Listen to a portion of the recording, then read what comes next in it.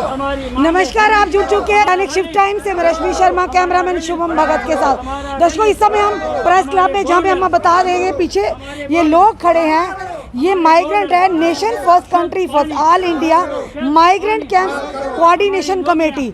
आज यहाँ पर इन्होंने धरना प्रदर्शन दिया है अपनी मांगों को लेकर। आइए जानते हैं आज क्या क्या मांगे लेकर सामने आए हैं। जी सर,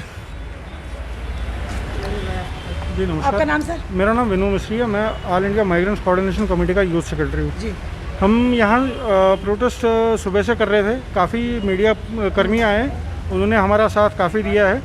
और हमारी ये मांग है कि सबसे पहले हमारी जो सुनवाई हो सरकार के सामने हो, आपके ज़रिए हमारी आवाज़ उन तक पहुँचे, क्योंकि हम पिछले 32 सालों से विस्थापित अपने ही देश में रहे हैं। जी, हमें वहाँ से निकाला गया है और हमारी जो मांगे हैं, हम 32 सालों से यही कह रहे हैं कि हमें जो हमारे पेंडिंग एक्सग्रेशिया है वो रिलीज़ करे, हमारे डैमेज हाउसेस की जो एक्सग्रेशिया वो दी जाए और 1 जॉब टू 1 फैमिली दी जाए। हमारा जो मेन मुद्दा है पानी का, हम पिछले 11 साल से जगती कैंप में रह रहे हैं। जी, हमने जो हमारे बीवी व्यास जी थे, एडवाइज़र टू गवर्नर, उन्होंने हमें आश्वासन दिया था बोरवेल्स के लिए बनवाने के लिए। उन्होंने सेंक्शन भी किया, लेकिन वो सिर्फ बातें ही रही, उन पे अमल नहीं हुआ है। क्या वजह रही, क्या नहीं रही, वो हमें पता नहीं है।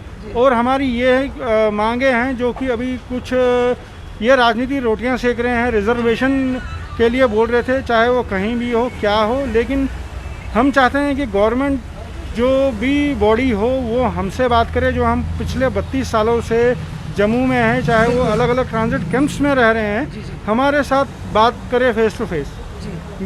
और हमारी जो मेन मांग है कि हमारे जो कश्मीरी पंडित भाई जहाँ भी रहें, हमें उनसे कोई दिक्कत परेशानी नहीं है। हमारी ये मांगे हैं कि हमारी जो रिलीफ जो हमें महाना मिलता है वो बढ़ा दिया जाए, क्योंकि उस मात्रा में जो हम चंदी के नाम से बोला जी जाता है। हाँ, जी, जी, जी, चंदी भी क्या है मैडम, वो एक चीज़ हमें रिलीफ दिया जाता है, वो हमारे लिए, हमारे परिवारों के लिए सफिशेंट नहीं है। जी, वो बढ़ा दिया जाए, क्योंकि ऐसे आज का दौर है जो कि महंगाई का दौर है। हम किसी सरकार के खिलाफ नहीं है, हमारी सिर्फ ये मांगे कि हमारा घर परिवार पूर्ण तरह से चलना चाहिए। पर एक तरफ वायदा भी किया है, सरकारें आई हैं गई हैं, कहीं ना कहीं हम ये कहेंगे वायदा किया गया था जो विस्थापित कश्मीरी माइग्रेंट्स हैं उनको वापस वहाँ पर ले जाया जाएगा पूरे मान सम्मान के साथ, उनके लिए कॉलोनीज बनाई जाएंगी। पर कॉलोनीज बनाना तो दूर, आज आप यहाँ पर लगातार आए दिन धरना प्रदर्शन करते हैं, आप तो मूल सुविधाओं से भी वंचित हैं। मैं वही कहना चाहता हूँ मैडम, अगर ये कह रहे हैं कि 7 लाख कश्मीरी पंडितों को ये वापस रखेंगे, अभी तक जो इन्होंने पीएम पैकेज एम्प्लॉयज़ के लिए जहाँ वो रह रहे हैं अलग अलग ट्रांजिट कैंप में, उनके लिए अभी तक क्या सुविधाएं दी वो हमें दे देंगे। मेन मुद्दा तो ये है। अगर वो चाहे हमारी बातें, तो वो जो क्या कहते हैं अपना सुविधाएं देने की बातें कर रहे हैं, वो सिर्फ बातें ही रही है, वो उन पर अमल नहीं हुआ किसी भी तरीके से आज तक। साफ तौर पर ये तस्वीरें जो हम आपको दिखा रहे हैं, ये आज भी दिल दहल जाता है। 90s में जब ये लोग कश्मीर छोड़कर इनको जम्मू में भागना पड़ा, अलग अलग एरियो पे ट्रांजिट कैंप में इनको शरण लेनी पड़ी, कहीं ना कहीं दिल दहल जाता। पर कहीं ना कहीं वायदा किया गया था सरकार की ओर से, सरकारें आई गई, गठबंधन सरकार थी, सरकारें आती रही जाती रही, पर वायदा इनके साथ किया तो गया, पर वायदे को आज तक पूरा नहीं किया गया। इसी के चलते आज ये लोग फिर से सड़कों पर उतरे हैं अपनी मांगों को लेकर, क्योंकि मूल सुविधाएं जो इनका अधिकार था उससे भी ये लोग आज तक वंचित है। चलिए बात करते हैं महिला, आपका नाम? मेरा नाम नीतू धर है, मैं एएमसी से बोल रही हूँ। जी, मैं सीनियर लीडर हूँ। जी, क्या आज हम यहाँ प्रोटेस्ट करने के लिए आए थे। फर्स्ट ऑफ ऑल हम गवर्नमेंट से ये बोलना चाहते हैं, जो उन्होंने अभी हमारे लिए स्कीम्स बनाई है कि हम वापस ले जाएंगे कश्मीरी, वो किस बिना पे हमें ले जाएंगे, और हमारी वहाँ पे हमारी क्या सिक्योरिटी रहेगी, हमारे बच्चों की क्या सिक्योरिटी रहेगी, बच्चे कैसे स्कूल वहाँ जाएंगे, क्या सिक्योरिटी होगी हमारी वहाँ पे। यहाँ पे जो जितने भी हमारे यूथ हैं जो ओवर एज हो गए, बेचारे प्राइवेट सेक्टर में काम कर रहे हैं, वो वहाँ पे कैसे काम करेंगे? क्या काम करेंगे वहाँ पे। तो दूसरा ये है मसला हमारा कि 13,000 में तो हमारा रिलीफ जो दे रही है गवर्नमेंट, उससे हमारा घर नहीं चलता है मैम। उससे हमारी दवाई का खर्चा होगा कि बच्चों का खर्चा होगा कि हमारे घर का खर्चा होगा।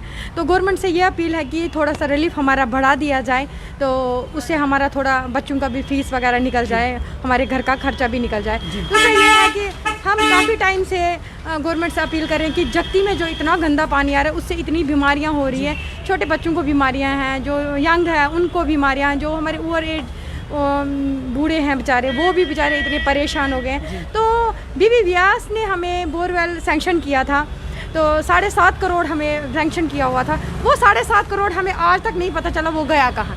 तो हम गवर्नमेंट से ये अपील करना चाहिए कम से कम इतना साफ़ पानी तो दे दो।